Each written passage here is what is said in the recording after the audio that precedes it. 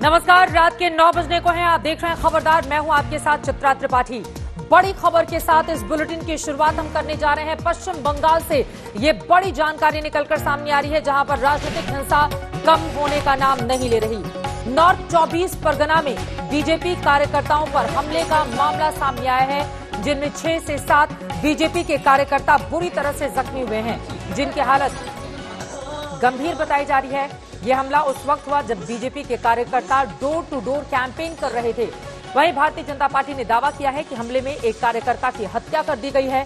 BJP ने TMC पर हमले का आरोप लगाया है, वहीं टीएमसी ने हमले के आरोपों से इनकार किया है। टीएमसी का कहना है कि आपसी रंजिश की वजह से यह हमला हुआ है। हमले के बाद पूरे इलाके में भारी सुरक्षा बल की तैनाती की गई है। आपको बताते चले, 6 महीने से कम का वक्त बाकी रह गया है। बंगाल में विधानसभा के चुनावों में टीएमसी बीजेपी आमने सामने है, आरोप प्रत्यारोप का दौर। लेकिन इन सब के बीच बीजेपी के गंभीर आरोप कि टीएमसी के गुंडों ने हमारे कार्यकर्ताओं पर हमला किया। 6 से 7 कार्यकर्ता बुरी तरह से जख्मी हुए हैं, जबकि एक की हत्या कर दी गई है। सीधे रुख करेंगे कोलकाता का। मनोज्ञा लोईवाल मेरी सहयोगी इस वक्त ज्यादा जानकारी के साथ जुड़ रही हैं। मनोज्ञा, क्या जानकारी मिल रही है? 6 से 7 कार्यकर्ता जख्मी, और ये देखिए बंगाल बीजेपी ने जो ट्वीट किया है, एक और दिन एक और हत्या। हाल ही शहर में टीएमसी के गुंडों ने बीजेपी कार्यकर्ता की निर्मम हत्या कर दी। 6 और कार्यकर्ता बुरी तरह से घायल हुए हैं, जो मौत से जंग लड़ रहे हैं। और क्या जानकारी मिल रही है मनोज्ञा?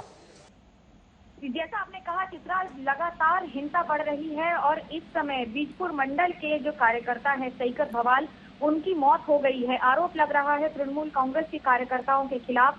अभी उसे जेएनएम अस्पताल में इन सभी लोगों को भर्ती कराया गया है, कल्याणी में, जहां इनका इलाज चल रहा है।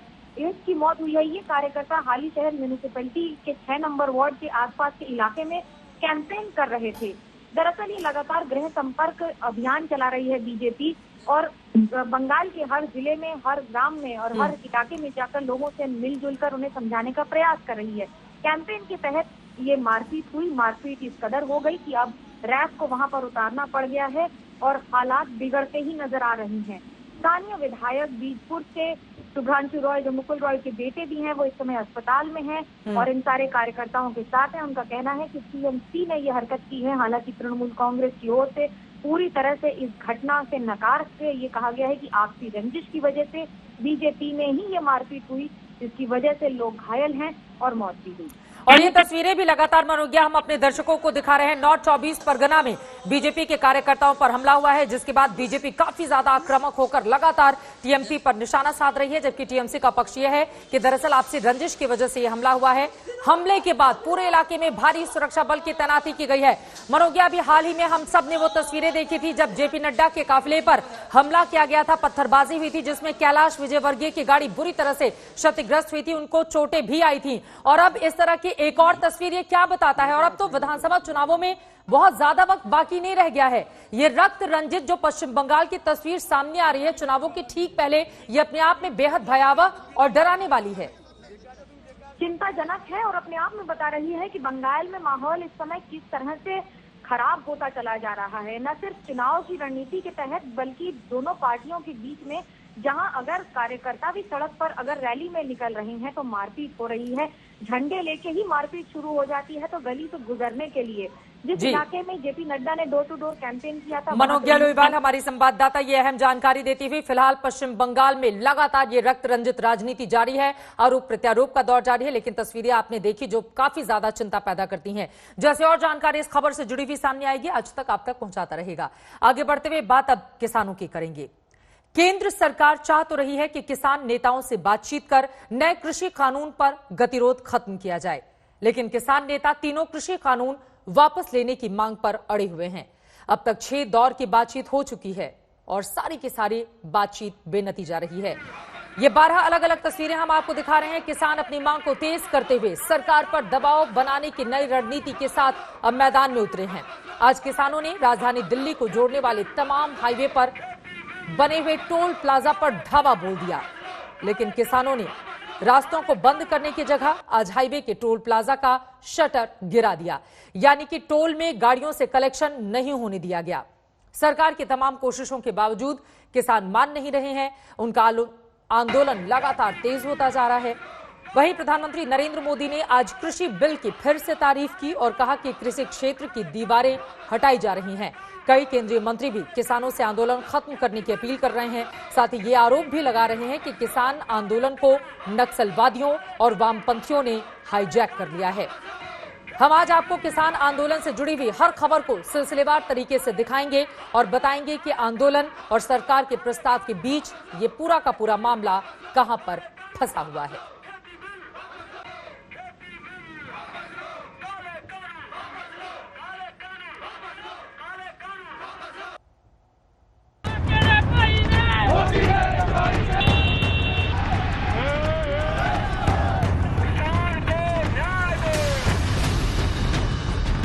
इसे अन्नदाताओं के आंदोलन की आंधी कहिए या फिर हठ योग, लेकिन इस बार किसानों ने ठान लिया है कि हठ और लठ दोनों के साथ सड़क पर जमे रहेंगे। आज किसानों ने जो कहा वही किया। दिल्ली, हरियाणा, पंजाब, पश्चिमी उत्तर प्रदेश का शायद ही कोई टूल बूथ ऐसा हो जहां किसानों ने शक्ति प्रदर्शन न किया हो। छोटे बड़े किसानों के जत्थों ने टोल बूथ पर कब्जा जमाया और हाईवे को टोल फ्री कर दिया। टोल कर्मचारियों को हाईवे पर टैक्स वसूलने नहीं दिया गया।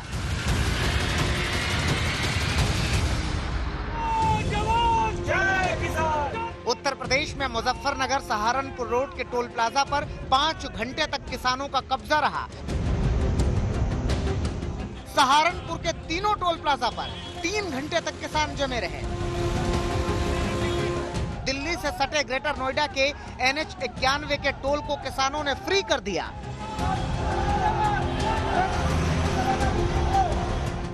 दिल्ली मेरठ एक्सप्रेस वे पर किसानों ने प्रदर्शन किया और बिना टोल लिए गाड़ियों को पार कराया।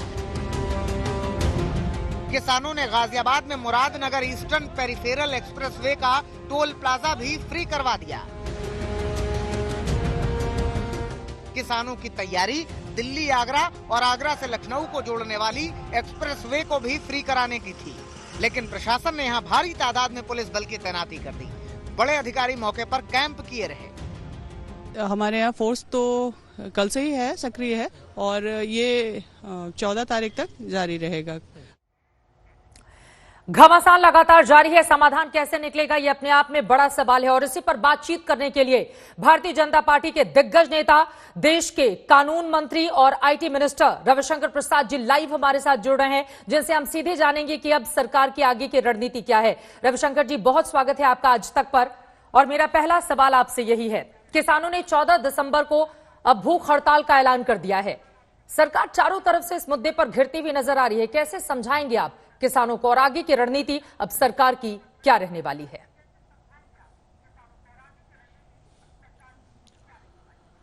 देखिए, पहले आप एक बात जान लीजिए, ये बिल हमने किसानों के हित में बनाया है। लोकतंत्र में चर्चा होनी चाहिए, संवाद होना चाहिए। हमारे मंत्रीगण संवाद कर रहे हैं, बाकी प्रधानमंत्री की अपील है, हम लोग की अपील है। और क्षमा करिए, पूरे देश के किसान तो नहीं है ना सक्रिय। मैं इस बात को आज तक के मुद्दे पर मैं प्लेटफॉर्म पर बहुत गंभीरता से उठाना चाहता हूं कि जो पूरा इस मामले में ये समझे, किसानों को अवसर मिलना चाहिए, छोटे किसानों को, मझोले किसानों को। 80% किसान जो हैं वो छोटे मझोले जोत के हैं ना, तो उनको अवसर मिलना चाहिए कि नहीं। कि मैं पटना में आया हूं जी, आपको बताऊं कि आज हमारे औरंगाबाद में हमारे किसान स्ट्रॉबेरी उपजा रहे हैं और उसको देश में भेज रहे हैं। आज पपाया के बीज को पूरे भारत में भेज रहे हैं।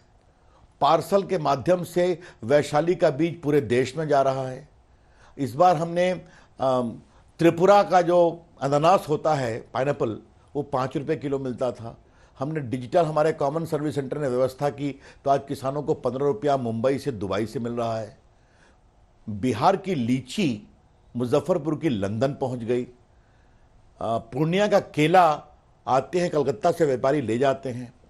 बुलंदशहर, जिनकी आप चर्चा कर रहे थे, बुलंदशहर में ऑस्ट्रेलिया के द्वारा दिया गया बीज किसान गाजर उगाते हैं और लाखों कमाते हैं।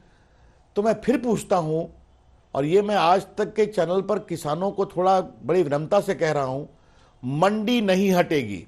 नंबर एक, किसानों की जमीन न बिकेगी, न लीज होगी, न बंधक रखी जाएगी, मॉर्गेज रखी जाएगी। तो आपको सिर्फ यही है कि किसान मंडी या मंडी के बाहर बेचने के लिए स्वतंत्र है।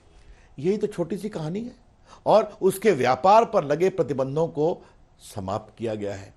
तो इसमें हमारे किसान भाइयों को परेशानी क्या है? हाँ देखिए, और ये बात आपने कहा रास्ता क्या निकलेगा, तो ये बात मैं यहीं आपसे सवाल करना चाहता हूं। आपके चैनल ने बार बार दिखाया कि बात शुरू हुई थी कि एमएसपी की गारंटी मिले, सरकार लिखित देने को तैयार है।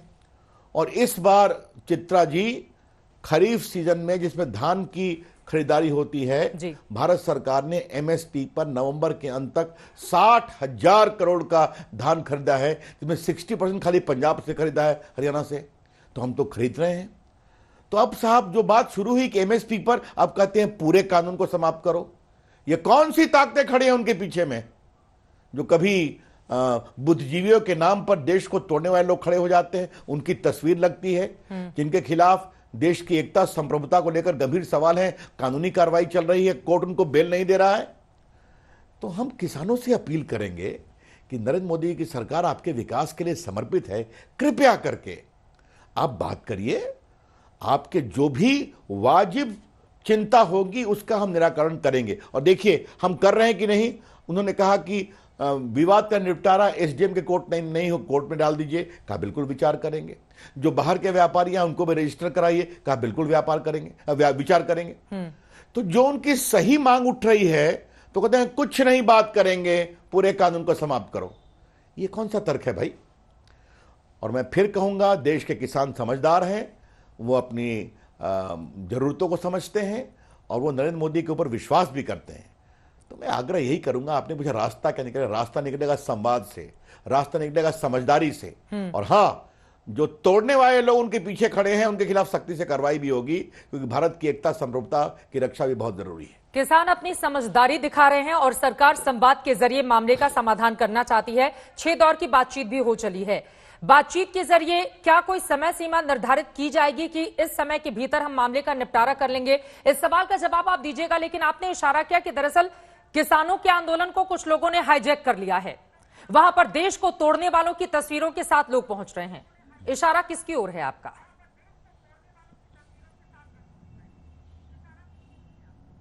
मैं किसी का नाम नहीं लूंगा, आपके चैनल ने खुद दिखाया है।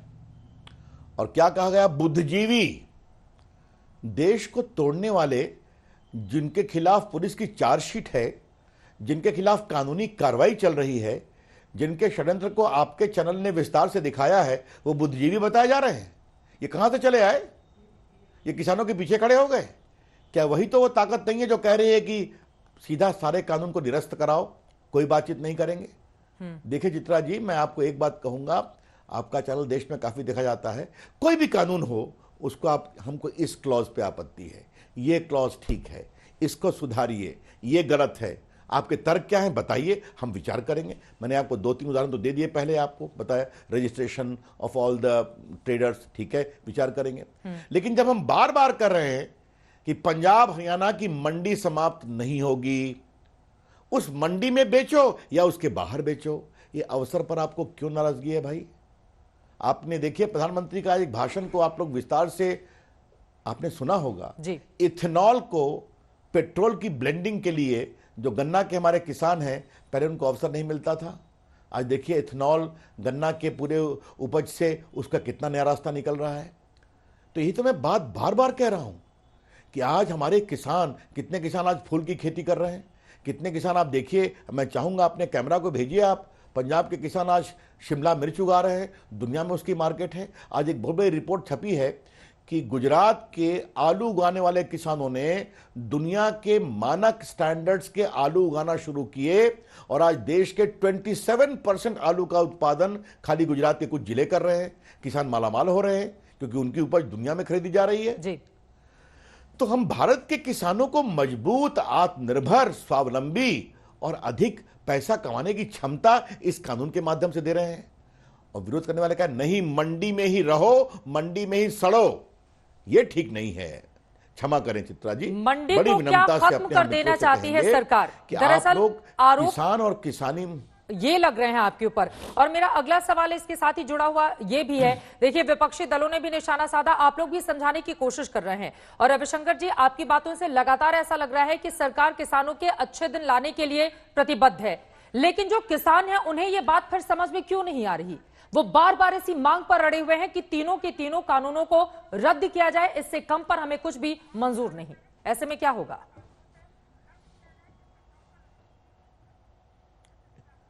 यहीं पर हमको एक सवाल आपसे फिर कर दूं कि पंजाब हरियाणा की मंडी समाप्त नहीं होगी। मैं देश का कानून मंत्री, मोदी सरकार का एक वरिष्ठ मंत्री चित्रा जी के 9 बजे के चैनल पर आज तक पर ताल ठोक कर कह रहा है, क्योंकि आप लोग उस शब्द का प्रयोग करती हैं कि हरियाणा पंजाब की मंडी समाप्त नहीं होगी। इस कानून के अनुसार आप चाहे तो मंडी चलाइए, लेकिन किसान की इच्छा होगी तो मंडी में बेचेगा, किसान की इच्छा होगी तो तमिलनाडु में भी बेचेगा, दिल्ली में भेजेगा, बिहार भेजेगा। चित्रा जी, आपको मालूम है ना, बिहार में 2006 से ही मंडी समाप्त है जी। यहां जो एमएसपी चलता है वो पैक्स के माध्यम से चलता है। किसान को कोई रोक नहीं है कि मंडी से ही बेचो। मैंने बताया कि स्ट्रॉबेरी औरंगाबाद में उपज रहा है, कलकत्ता जा रहा है। पोस्टल विभाग के हमारे विभाग ने वैशाली, वहां बड़ा अच्छा बीज मिलता है, पूरे दुनिया में, पूरे हिंदुस्तान में बीज भेजा है, तमिलनाडु में भेजा है। पूर्णिया का केला जाता है। आपका संबंध गोरखपुर से है, गोरखपुर के किसानों की आप बात करिए, पूर्वी उत्तर प्रदेश के किसानों की बात करिए, वहां भी कोई मंडी के ऊपर ऐसा नहीं कि मंडी में ही बेचना है। तो क्या मध्य प्रदेश, क्या बिहार, क्या उत्तर प्रदेश, क्या बाकी प्रदेश, हर जगह तो मंडी की बाध्यता नहीं है? और बिहार में तो मंडी को नीतीश कुमार की सरकार ने आज नहीं 2006 में ही समाप्त कर दिया। तो यहां तक किसान बहुत ही खुश है, अवसर मिल रहे हैं, एमएसपी भी मिलता है। ये जान के मैं कुछ तथ्यगत बातें कहने की कोशिश कर रहा हूं, फिर रिपीट कर रहा हूं, हरियाणा पंजाब की मंडी समाप्त नहीं होगी, एमएसपी समाप्त नहीं होगा। एमएसपी 60,000 करोड़ रुपया खरीदा है, धान 60% पंजाब से आया है, आगे भी चलेगा। लेकिन अगर हमारे किसान को हम एक अवसर दे रहे हैं, अब देखिए मैं देश का आईटी मंत्री भी हूं जी। हम लोगों ने एक बनाया e-NAM, agriculture national agriculture market, digital market है। चित्रा जी 2016 में शुरू किया, अब तक 21 प्रदेशों की 1000 मंडियां जुड़ गई हैं, 1.5 करोड़ किसान जुड़ गए हैं, 1.25 लाख व्यापारी जुड़ गए हैं और उन्हें अब तक 1,15,000 करोड़ का व्यापार किया है। बटन दबाओ, तमिलनाडु की मंडी में अपना माल बेचो। तो ये सब अवसर हम आपको बता रहे हैं जो हो रहा है। मैं इसमें कोई बात हवाई इस्पानी नहीं कर रहा हूं कि किसान नए नए टेक्नोलॉजी के प्रयोग, नए नए अवसर के प्रयोग से क्या बीज, क्या नई फसलें से पैसे कमा रहे हैं। तो फिर ये कौन सी जिद है कि कानून को ही समाप्त करो? अटक जा रही है ये ठीक रविशंकर नहीं है। ये बात हम बहुत विनम्रता से कहना चाहेंगे। सरकार और किसानों के बीच जो संवाद की स्थिति बार बार बन रही है, वो टूट क्यों जा रही है? देखिए, फिर मैं कहूंगा आपसे, मैं वहीं से शुरू करता हूं। आप कृपया करके अपने चैनल के पुराने फुटिंग्स को निकालिए जो इस आंदोलन से आप लोगों ने शुरू किया था। एमएसपी नहीं समाप्त होनी चाहिए, ये यात्रा वहां से शुरू हुई जी। और दिल्ली पहुंच के कहते हैं कानून तीनों को निरस्त करो। बातचीत में वो प्ले कार्ड लेके आते हैं, कोई बातचीत, यस या नो कहो। ये कौन सी बात है भाई? कोई भी कानून में क्लॉज होता है ना कि भैया ये 10 क्लॉज है, हमको ये 2 पर आपत्ति या 5 पर आपत्ति, क्या आपत्ति है बताओ, हम सुधार करेंगे। तो ये जो है ना, और देखिए किसी भी किसान के आंदोलन में आप देखेंगे पिछले कई वर्षों में इस तरह की बात कभी नहीं हुई कि एकदम समाप्त करो ही। और फिर कहूंगा, आज एग्रीकल्चर प्रोड्यूस मार्केट की मंडियां हरियाणा पंजाब में हैं कि आपको वहीं के थ्रू बेचना है। उत्तर प्रदेश में नहीं है, बिहार में समाप्त है, मध्य प्रदेश में कोई बाध्यता नहीं है, शायद राजस्थान में भी बाध्यता नहीं है, महाराष्ट्र में भी नहीं है। तो फिर कौन सी बात कही जा रही है कि जब हमारा आश्वासन है कि एमएसपी चलेगा, आपकी मंडी भी चलेगी, हम सिर्फ किसान को मंडी के बाहर भी अपनी फसल बेचने का अवसर दे रहे हैं। और ये बताइए, व्यक्तिगत पूंजी निवेश क्यों नहीं होनी चाहिए? आज आप देखिए जहां जहां मंडी से बाहर गए, कितने प्राइवेट कंपनी ने आकर करके अपना वेयर हाउस बनाया। मुझे बताया गया कि बिहार के 2-3 जिले जो हैं, जो पूर्वी उत्तर प्रदेश लगते हैं, ये जो आशीर्वाद प्रोडक्ट्स है कई बड़ी बड़ी कंपनियों का, बाकी कंपनियों का, वो किसानों के पास आती हैं, तुम मेरे लिए धान उगाओ, मेरे लिए चावल गेहूं उगाओ, हम उसको खरीदेंगे, उनको अच्छे पैसे मिलते हैं। तो पूंजी निवेश होना चाहिए कि नहीं होना चाहिए? किसान सिर्फ मंडियों का मोहताज बनना चाहिए, यह है बड़े सवाल। कॉर्पोरेट और इसीलिए के ऐसी हाथों की ताकतें कठपुतलियां जो किसान भारत नहीं की बनना एकता, चाहते हैं भारत की- मंत्री जी।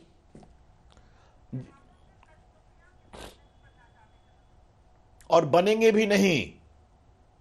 हम तो कह रहे हैं, आपके चैनल पर देश का कानून मंत्री इस कानून के माध्यम से किसानों को आश्वस्त करता है कि आपकी जमीन कोई नहीं खरीदेगा, आपकी जमीन पर कोई लीज नहीं होगा, आपकी जमीन पर कोई बंधन या मॉर्गेज नहीं बनेगा। हो गई बात।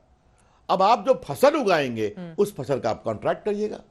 अच्छा, हमें यह बताइए, आपने कहा विपक्ष की बात, ये देखिए, ये है कांग्रेस पार्टी का 2019 का घोषणा पत्र। क्या लिखा हुआ है? हम मंडी कानून को समाप्त कर देंगे और किसानों के लिए भारत में व्यापार की सुविधा पैदा करेंगे। नवंबर में राजीव गांधी ने 13 में अपने मुख्यमंत्रियों की बैठक बुलाई थी, उनका घोषणा है, सब कुछ है। क्या कहा कि फसल में आपके फल को और सब्जियों को मंडियों से मुक्त किया जाए, फिर देश भर में बेचने का अवसर मिलना चाहिए। शरद पवार जी ने पत्र लिखा आपके सारे मुख्यमंत्रियों को कि मंडी के पूरे कानून को लिबरलाइज करें। मनमोहन सिंह तो प्रधानमंत्री, तो प्लानिंग कमीशन के अध्यक्ष थे। प्लानिंग कमीशन ने कहा कि पूरा कॉन्ट्रैक्ट फार्मिंग को अलाउ करिए, पूंजी निवेश को परमिट करिए। और ये 2005 में तो शरद पवार ने एक बड़े पत्रकार को वॉक द टॉक में कहा कि अगर वो कानून को नहीं सुधार करेंगे, मंडी कानून को, तो हम केंद्रीय सहयोग भी बंद कर देंगे। 2005 में कहा। तो ये सारे Rahul Gandhi, CPI, CPM, RJD, Samajwadi party, TMC, सब तो उसके साथ खड़े थे। अब यही लोग जाकर राष्ट्रपति मेरे पास से और शिकायत डॉक्यूमेंट कर बता रहे दूं हैं कि आपके 2019 निर्णयों में की। नीति आयोग ने, तो यही तो सवाल उठता है चित्रा जी कि ये सवाल किसानों के हित का है या राजनीतिक दलों के स्वार्थी हित का है। कि आप देखिए, मैं बात कर रहा हूं, मेरे पास घोषणा पत्र है कांग्रेस पार्टी का 2019 के लोकसभा चुनाव का। घोषणा पत्र पार्टी का एक औपचारिक डॉक्यूमेंट होता है। मेरे पास नीति आयोग की वो कमेटी का भी रिपोर्ट है जिसमें अमरिंदर सिंह भी मेंबर थे और कमलनाथ भी थे।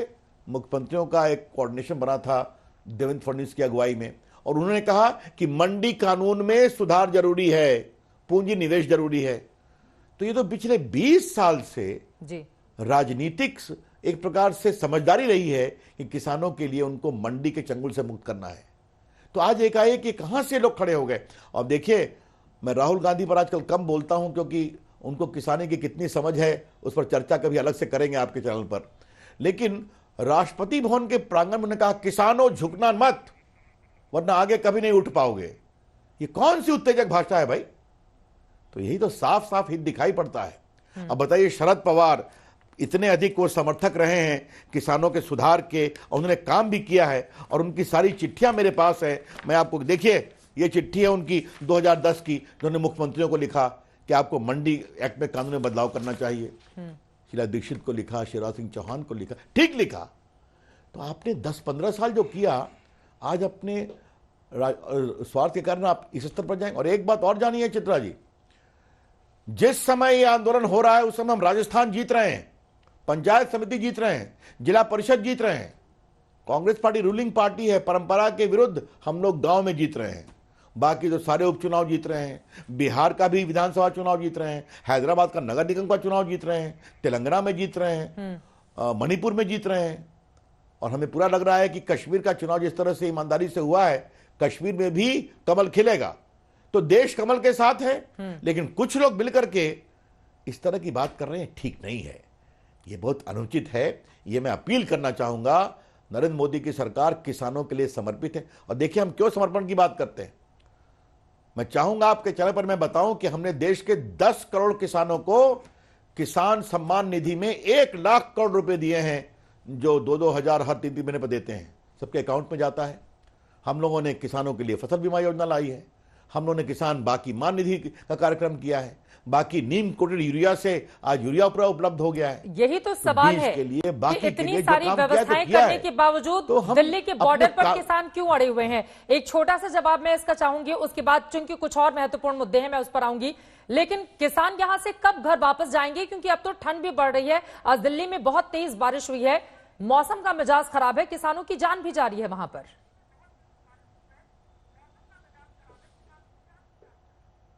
तो इसीलिए हम किसानों से अपील करेंगे कि हम आपका सम्मान करते हैं, आप बातचीत के टेबल पर आइए, आप लौट जाइए कृपा करके। ये ठंडा का मौसम है, कोरोना है, बिल्कुल, और कृपया करके देश के विरोध करने वाली ताकतों को अपने कंधों से गोली नहीं चलाने दें, यह हम जरूर अपील करेंगे। गतिरोध टूटे और बात बने सरकार किसानों के बीच में, इसी उम्मीद के साथ अब मैं आपको जरा पश्चिम बंगाल लेकर चलूंगी। आप इस वक्त बिहार की राजधानी पटना में मौजूद है, उससे सटा हुआ बंगाल जहां पर इलेक्शन होने हैं 6 महीने के भीतर। अब से कुछ ही देर पहले वहां से खबर सामने आई है, भारतीय जनता पार्टी के कार्यकर्ताओं के ऊपर हमला किया गया है और आपके एक कार्यकर्ता की जान भी चली गई है। ये जो रक्त रंजित पश्चिम बंगाल का चरित्र सामने आ रहा है, उसने पूरे देश को परेशान करके रखा हुआ है। क्या हो रहा है बंगाल में?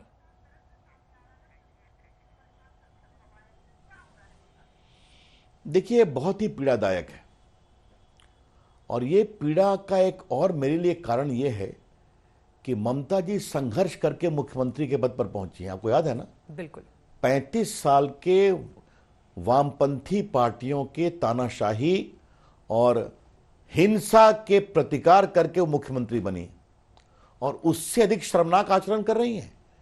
130 हमारे कार्यकर्ता मारे गए, भाजपा के राष्ट्रीय अध्यक्ष पर जानलेवा हमला होता है क्योंकि उनकी गाड़ी बुलेट प्रूफ थी, तो कुछ उनकी ईश्वर ने रक्षा की, बाकी हमारे लोग घायल हुए। ये क्या हो रहा है और ये क्यों हो रहा है? ये सीधी बात है, उनकी हताशा है। मैं फिर कहना चाहूँगा, और बंगाल की परंपरा विवेकानंद की भी है, अरविंदो घोष की भी है, नेताजी सुभाष चंद्र बोस की भी है, और बंकिम चंद्र चट्टोपाध्याय की भी है। और जिस तरह के शब्दों का प्रयोग ममता जी ने हमारे राष्ट्रीय अध्यक्ष के बारे में किया है, क्या उनको शोभा देता है क्या? तो मैं यही कहूँगा, वो हताश है। और जब भी चुनाव होगा, हमारी पार्टी न हिंसा के सामने झुकी है न झुकेगी, और हमारा प्रतिकार लोकतांत्रिक तरीके से शांतिपूर्ण से होगा। जनता को जगाएंगे, और अगर हम 2 लोकसभा से 18 जीत गए, 40% मत आया, तो विधानसभा में हमें स्पष्ट निर्णायक 200 प्लस सीट मिलेगी। ये हम बहुत विश्वास से कहेंगे। चलिए, बहुत शुक्रिया रविशंकर प्रसाद जी आज तक से जुड़ने के लिए और महत्वपूर्ण मुद्दों पर चर्चा करने के लिए। उम्मीद है कि किसानों के साथ कम से कम जो गतिरोध बना हुआ है सरकार का, वो जल्द से जल्द दूर हो, और पश्चिम बंगाल में साथ ही क्या होता है भविष्य में, इस पर बनी रहेगी आज तक की नजर। सरकार की तमाम कोशिशों के बावजूद किसान आंदोलन तेज होता जा रहा है, जिसे खत्म करवाने के लिए केंद्रीय मंत्रियों ने अपनी पूरी ताकत झोंक रखी है। इन सबके बीच किसान आंदोलन के एक मंच पर देशद्रोह के आरोपियों के पोस्टरों ने एक नई थ्योरी को जन्म दिया है। सवाल उठे कि क्या किसान आंदोलन को नक्सलवादियों, माओवादियों और वामपंथियों ने हाईजैक कर लिया है?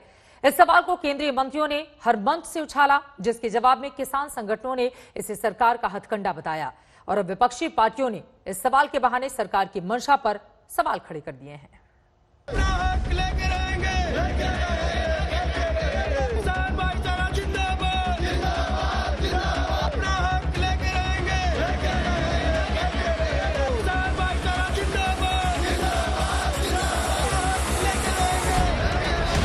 इन तस्वीरों ने सरकार को किसान आंदोलन पर सवाल उठाने का मौका दे दिया। एक के बाद एक केंद्रीय मंत्रियों ने इन तस्वीरों को बतौर सबूत दिखाते हुए किसान आंदोलन के माओवादियों और वामपंथियों के हाथों में चले जाने की बात कह डाली। आज तक के किसान पंचायत में खुद कृषि मंत्री ने अपनी चिंता खुलकर जताई। जब मैं बात कर रहा था तो निश्चित रूप से मैं तो ये सोच रहा था कि वो सब किसान हैं और किसानों के प्रतिनिधि हैं, लेकिन निश्चित रूप से उसमें कुछ वामपंथी भी हैं, और जो आपसे बात कर हाँ, और ये चीज़ हमको बाद में मालूम पड़ी, लेकिन हमने उसको बहुत ज़्यादा तूल और परहेज इसलिए नहीं बरता कि किसानों के लिए बात करने आए हैं, तो हमारी जिम्मेवारी है।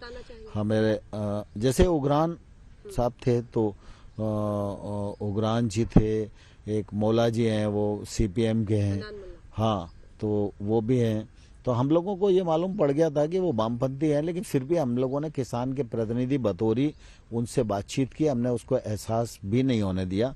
लेकिन किसान आंदोलन को गलत दिशा में ले जाने का जो प्रयत्न है उससे सरकार निश्चित रूप से चिंतित है, और मैंने कल भी किसानों को आग्रह किया है कि ऐसे तत्वों के हाथ में किसान आंदोलन को न जाने दें।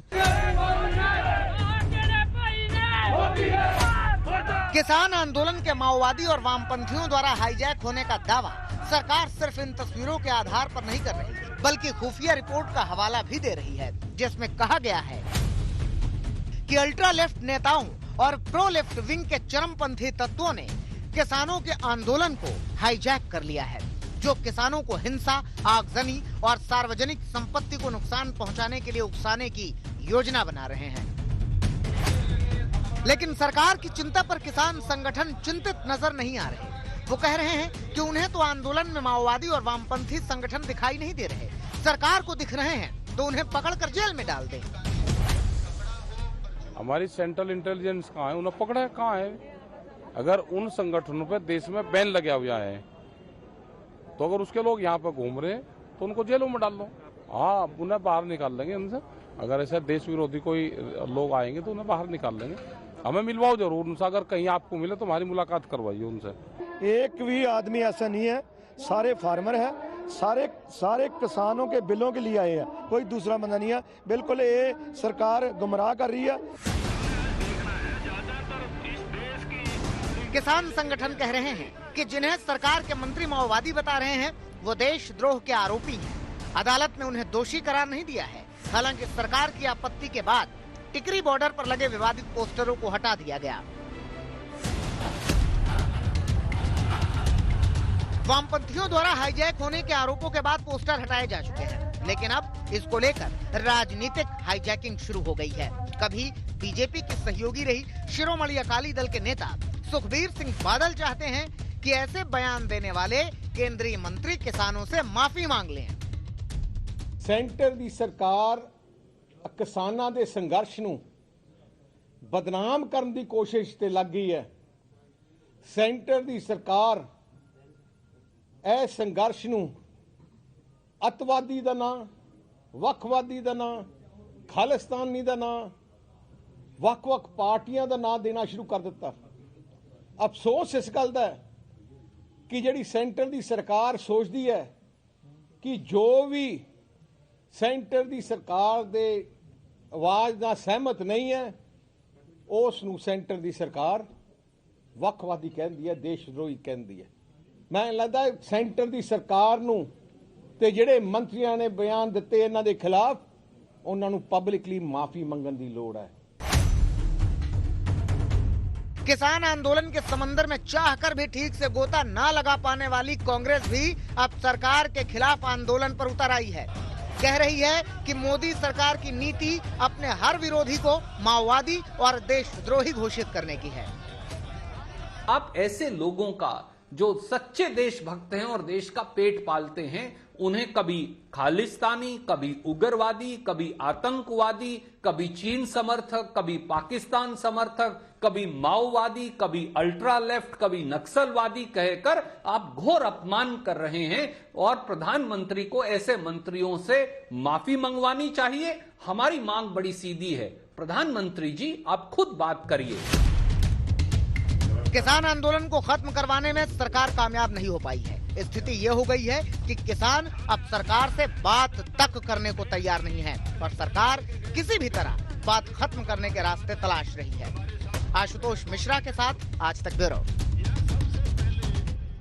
श्रीनगर में मौसम की पहली बर्फबारी हुई है। बर्फबारी से जम्मू श्रीनगर हाईवे बंद हो गया है। बर्फ गिरने से श्रीनगर के तमाम इलाके बर्फ की मोटी चादर में लिपट गए हैं।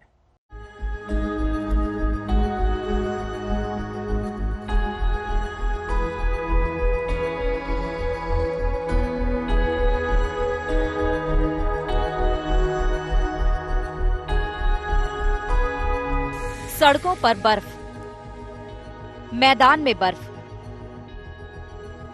कारों पर बर्फ, घरों पर बर्फ, पेड़ों पर बर्फ, चारों तरफ बर्फ ही बर्फ। श्रीनगर की कुछ ऐसी ही तस्वीर थी। मौसम की पहली बर्फबारी ने जम्मू कश्मीर की राजधानी का ऐसा श्रृंगार किया कि देखने वाले देखते ही रह गए। श्रीनगर के तमाम इलाके बर्फ की सफेद चादर में ढके नजर आए। बर्फबारी से बहुत अच्छा लग रहा है। कश्मीर में बर्फ से ही अच्छा लगता है। कश्मीर ऐसे ही दिखता है बर्फ से ही। ये तो बहुत ज़्यादा कश्मीर के लिए तो बहुत ज़्यादा फायदेमंद है ये बर्फ। बहुत ज़्यादा जब मैं सुबह उठा, मैंने खिड़की खोली, वहाँ से मैंने बर्फ देखा। मैंने बोला अपने दोस्तों को यहाँ पे बर्फ पड़ी है। उन्होंने बोला कि आप झूठ बोले। मैंने बोला तो खिड़की खोल देखो, वहाँ से बर्फ गिरने लगी थी। उन लोगों के लिए किसी खूबसूरत सौगात से कम नहीं जो इसी नजारे को देखने के लिए सैकड़ों हजारों किलोमीटर दूर से आते हैं। It's been very pleasant. The snow and everything was covered with white. It's very marvelous to see the sceneries over here. Srinagar में रात भर बर्फबारी होती रही। देखिए इन तस्वीरों को। आँख खुलने के बाद जब लोग घर से निकले तो हैरान रह गए। घर के बाहर कारों को बर्फबारी ने अपने आगोश में ले लिया। लोग सुबह सुबह कार से बर्फ हटाते नजर आए। टूरिस्ट टैक्सी स्टैंड की तस्वीर देखिए। यहाँ भी बर्फ का साम्राज्य है। श्रीनगर ही नहीं, कश्मीर घाटी के कई और इलाकों में बर्फबारी हुई है और हो रही है।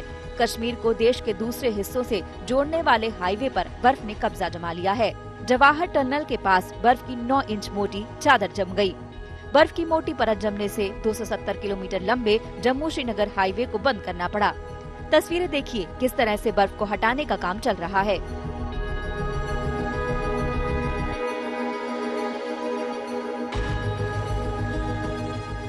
कश्मीर के लिए मौसम दोहरी मुसीबत लेकर आया है। कुछ इलाकों में भारी बारिश भी हुई और भूस्खलन की खबरें भी आईं। डोडा जिले के गुरमुल में भूस्खलन के बाद 8 परिवारों को सुरक्षित जगहों पर ले जाया गया है। जम्मू श्रीनगर हाईवे पर कई जगह भूस्खलन की खबरें हैं। घाटी के कई इलाकों में 3 से 9 इंच तक बर्फबारी हुई है।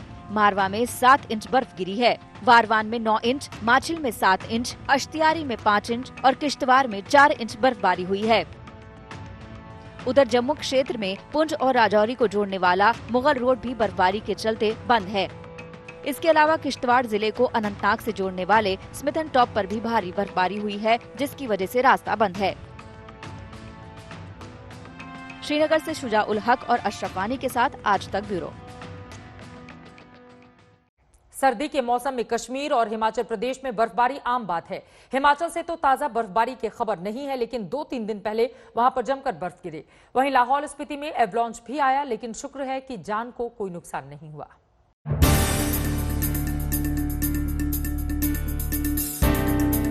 हैरान करने वाला ये वीडियो हिमाचल प्रदेश के लाहौल स्पीति का है। देखिए कैसे बर्फीला तूफान धीरे धीरे पहाड़ी के नीचे की ओर बढ़ता जा रहा है। बर्फीला तूफान यानी एवलांच अक्सर पहाड़ी इलाकों में इंसानी जान के नुकसान की वजह बनता है। राहत की बात ये रही कि लाहौल स्पीति के टोजिंग गांव में आए इस एवलांच ने खूबसूरत नजारा पेश करने के अलावा कोई नुकसान नहीं किया। हिमाचल प्रदेश का लाहौल स्पीति इलाका पिछले दिनों भारी बर्फबारी का गवाह रहा। 2 दिन पहले यहाँ इतनी बर्फबारी हुई कि रास्ता बर्फ की मोटी परत से ढक गया। तमाम घरों पर भी बर्फ की सफेद चादर नजर आ रही थी, जिन्हें हटाने के लिए स्थानीय लोगों को खासी मेहनत करनी पड़ी। लाहौल स्पीति की 3 दिन पहले की इन खूबसूरत तस्वीरों को भी देखिए। सामने की पहाड़ियाँ, सड़क और दोनों तरफ का किनारा बर्फ की मोटी परत से ढके हुए हैं। ऐसा लगता है मानो किसी चित्रकार ने कोई खूबसूरत पेंटिंग कर दी हो।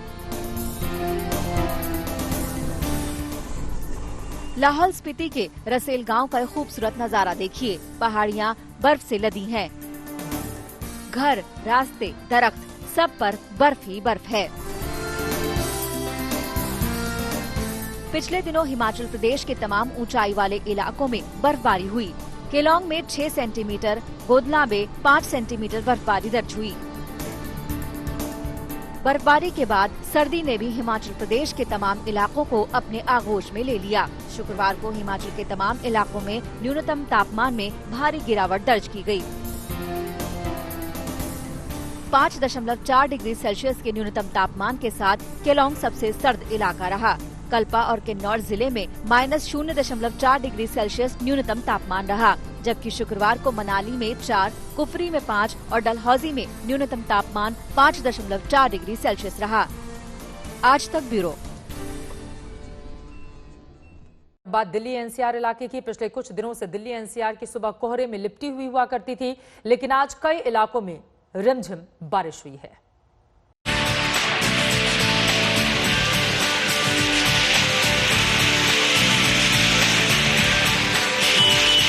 कुछ इसी अंदाज में हुई आज दिल्ली की सुबह। कोहरे के बीच अचानक रिमझिम बारिश शुरू हो गई। अक्षरधाम फ्लाईओवर की तस्वीरें देखिए। कोहरे और बारिश की वजह से अंधेरा छा गया। गाड़ियां दौड़ने की जगह रेंगने लगी। दिल्ली में आज सुबह जगह जगह ऐसा ही नजारा दिखा, चाहे दक्षिण दिल्ली का तुगलकाबाद इलाका हो या फिर पश्चिमी दिल्ली का पंजाबी बाग, सराय काले खान का इलाका हो या फिर ITO। देश की राजधानी बेमौसम बारिश की गवाह बन गई। मौसम खराब होने के बावजूद किसान धरने पर डटे हैं। किसानों के लिए राहत की बात ये रही कि थोड़ी ही देर बाद मौसम साफ हो गया। दिल्ली में आज किसान आंदोलन का 17वां दिन है और किसानों ने आज दिल्ली जयपुर और दिल्ली आगरा हाईवे का चक्का जाम करने की बात कही है। लेकिन नॉर्थ दिल्ली में सुबह से ही आज बारिश हो रही है। दिल्ली के कई इलाकों में और जयपुर तक भी बारिश होने की संभावना है। अब इस खराब मौसम का किसान आंदोलन पे क्या असर पड़ता है, ये देखना होगा। दिल्ली ही नहीं, इससे सटे गाजियाबाद और नोएडा में भी हल्की बारिश हुई। गाजीपुर फ्लाईओवर की तस्वीर देखिए। गाजीपुर फ्लाईओवर के पास ही यूपी गेट पर किसानों का कई दिन से धरना भी चल रहा है, लेकिन बारिश किसानों के हौसले को नहीं डिगा पाई। दिल्ली में सुबह के मौसम की 6 तस्वीरें देखिए। अक्षरधाम, ITO, तुगलकाबाद, पंजाबी बाग, गाजीपुर एक्सप्रेसवे, नोएडा। कोहरे और हल्की बारिश ने आने वाले दिनों का ट्रेलर दिखा दिया। मौसम विभाग के मुताबिक मौसम का मिजाज अचानक बदलने की वजह पश्चिमी विक्षोभ है, जो हिमालय क्षेत्र में बन रहा है। मौसम विभाग का ये भी कहना है कि सोमवार से पारे में 2 से 3 डिग्री की गिरावट आ सकती है, जबकि हवा का रुख बदलकर उत्तर से पश्चिम की तरफ हो सकता है। दिसंबर में 11 दिन बीत चुके हैं, लेकिन कायदे से अभी दिल्ली वालों को उस ठंड का इंतजार है जिसके लिए दिल्ली मशहूर है। दिल्ली में शुक्रवार को न्यूनतम तापमान 11.3 डिग्री सेल्सियस दर्ज किया गया था, जबकि अधिकतम तापमान 25.8 डिग्री सेल्सियस था। फिलहाल दिल्ली का मौसम साफ है। किसानों का आंदोलन सर्द मौसम को भी गर्म बना रहा है। आज तक ब्यूरो।